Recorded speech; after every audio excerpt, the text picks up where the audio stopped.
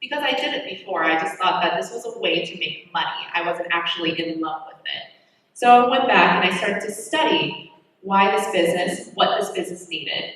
And I started to play around with it. I introduced new projects and new things with my business, and I started to really, really figure out how I can serve my customers better. And then something amazing happened. I actually fell completely in love with my business. And when that happened, my business started to grow very, very quickly. And then I noticed something interesting. Even though most of my customers were still going online to shop, there was one particular demographic within my business that kept coming into the store to purchase merchandise. And they were the ballerinas that had to get fitted for point shoes. Now, do we know what point shoes are? Yes. Thank you. Point shoes are these hard shoes that ballerinas wear to dance on their toes. And because human beings are not exactly designed to do that, these have to be fitted perfectly in order to be safe and secure. And because there are hundreds of different models of point shoes and millions of different types of feet, you have to have some kind of an expertise in order to fit these shoes properly. And because I grew up fitting point shoes in my mom's dance store, which I never thought I was going to use that skill again, and because I danced my entire life, I acquired these skills from when I was very young. And I didn't think that I was going to use those skills again, but it became incredibly crucial. And then I started to really focus on point shoes. And I really started to study it. And I started to study all of the problems that ballerinas are having. I mean, we're all familiar with ugly ballerina feet, aren't we? Well, that is not supposed to actually happen. It's because they're in the wrong shoes. So I started to find solutions for all of these, and soon the word spread, because ballet is a very, very private industry, and we all kind of know each other. So soon, ballerinas from all over the country started to fly in to get fitted for point shoes. And I was like, oh, are you serious? You can't find point shoes anywhere else? But it was that desperate of a market. It was such an underserved market that we were able to capture that entire thing. So I started to focus more on point shoes. I started to think about how we could do this, and soon point shoes became the majority of our business. And a couple of years ago, we switched our entire business model to just selling point shoes. And to this day, we're still the only retailer that just survives off point shoes. And when I started to grow my business, I started to hire more employees. Now, if you remember, I've never had a real job before. I have no idea how to be a boss. I have no idea what that's supposed to look like or sound like or act like, right? All I knew was that I would rather have my employees quit than for them to hate their job, because I knew what that felt like. And we work 40 to 60 hours. If you're an entrepreneur, you probably work 80 to 100 hours a week. And I didn't want my employees to hate every moment that they were awake. So I started to think back to when I used to hate my job. And it wasn't just the fact that I wasn't making money. And a lot of employers don't get this. They think that if you just give them more money, then they will be happier. But that's not true, because I wasn't just unhappy because I wasn't making money. I was unhappy because no matter how hard I tried, I felt completely unappreciated. I felt like I couldn't trust in my own abilities anymore. But most of all, I felt like I didn't have a purpose. So, well, has anyone else felt like that at their job? Thank you very much. Yes, yes, yes. Well, that shouldn't be that way. Businesses and corporations should not just create jobs that people hate.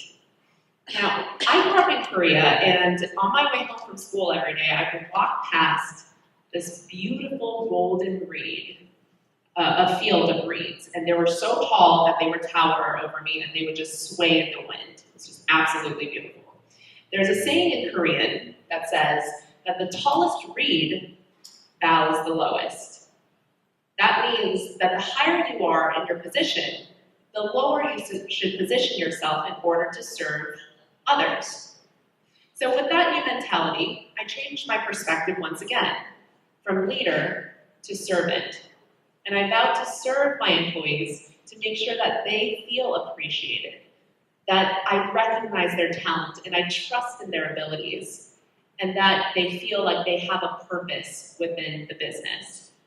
And that ended up being the easiest thing in the world because I have the best employees, and I don't know how I got them, but I have a 100% retention rate with my employees because they always give more than they ask, and they always think about the business, and they have fun with it, and they have this cool, they have this idea that this business is ours, and they truly take ownership in the business. So I'm truly, truly lucky to have the employees that I have. But there's one particular employee that was a challenge. That employee was my big brother. My big brother's name is Albert. And when we were growing up, we moved around a lot. So he was my best friend. He was always there for me. And we'd always play games. We would get in trouble together. We would run around the neighborhood. And he was just my absolute best friend because he was always, always, always there. And what was awesome was that he was also my hero because he was one of the smartest, most articulate, and most talented people that you will ever meet. And I said, when I grow up, I'm going to be just like Albert. But if you're a firstborn male in an Asian family with lots of naturally gifted talents, there will be many, many expectations put on you. So my parents, they just wanted the best for him, and they thought they were doing what was right, but they put on so much pressure on my brother. He wasn't allowed to have friends. He wasn't allowed to go out and hang out with his buddies. He had to study because he wasn't allowed to get anything less than an A+. He wasn't allowed to get anything less than the perfect score or first place. And soon, that pressure started to get to him. He started to crumble underneath all of that expectations. And he started to believe that no matter how hard he tried, his best was still not good enough. By the time he went to college, he started to escape. He started to escape to video games. And he started to play video games for 12 hours a day. And he was an undergrad for 10 years without even graduating. But soon he had to leave and go into the real world because financial aid ran out. And he started to apply for jobs. And every job that he got, he was let go after just a couple months because he was so incompetent, and he was so slow, and he was so insecure in himself that the employers just let him go. And all of his greatest fears were starting to come true. That he wasn't good enough, that he was a failure, and no matter what he did, it's never going to be good. So I decided to give him a chance. And I hired him with one very stern warning. If you screw up, Albert, I will tell Mom.